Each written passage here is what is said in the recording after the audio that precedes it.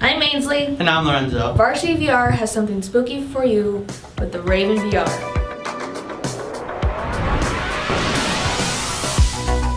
The Raven VR is a walkthrough of the classic poem. The art and design is by Thomas Pasica, code by Eric Liga, music by Jordan Rudis of Dream Theater, and read by your ghost host, Barry Carl.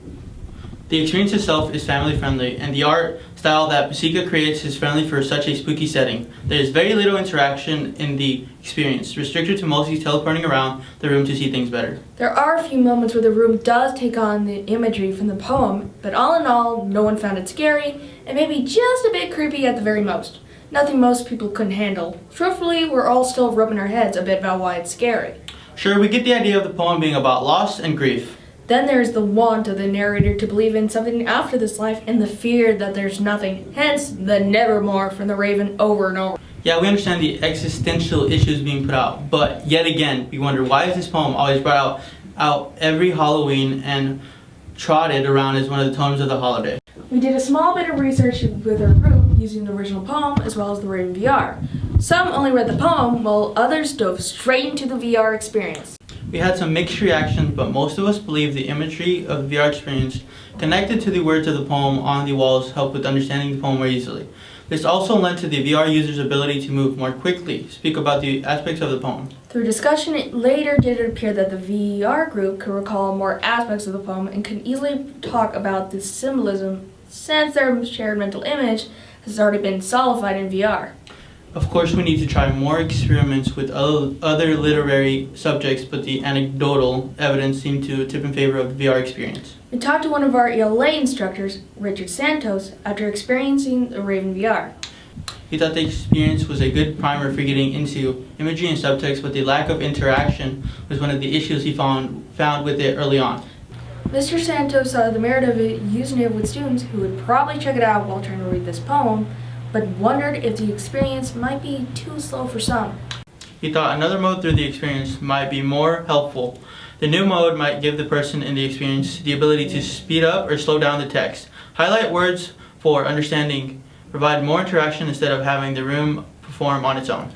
Overall, Mr. Santos thought it could be useful, but said using the Rift with outside-in tracking might make the friction to enter her difficulties in class. This would especially be the case with a pilot system where one student acts as the VR guide for others that are watching what the pilots are doing on screen. Having people shout or even very nicely request for the pilot to move to a different place while trying to listen to the narrator would definitely lower any immersion or focus of the pilot. This is a solo experience that came out in 2017 and was meant to work on mobile VR devices with a single remote, and that lends to the lack of interaction. While the production value is very good and it has a fun, spooky style, the content is fairly niche for high school. This may make it difficult to utilize the Raven VR outside of this spooky holiday when wanting something literary to go over with the class. But don't let that keep you from trying it out. It is free on the Oculus store, and with anyone with a Rift or Rift Desk can enjoy it over the spooky holiday. Now, there's another Raven VR experience on the Oculus Go, which is also free. It is not anything like the one on the Rift, and it has even less going on than the Rift version. You pretty much are in a man's body looking down at a book in your lap that has the passages of the Raven on it.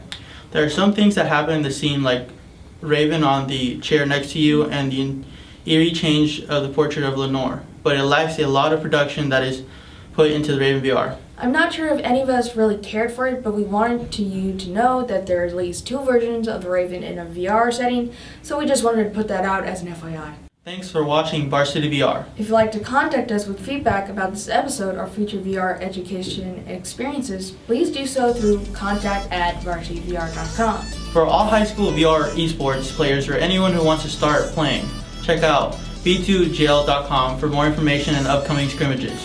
Our reverse sponsorships go out to Oculus. We use Oculus products exclusively and believe in their goal to make VR mainstream.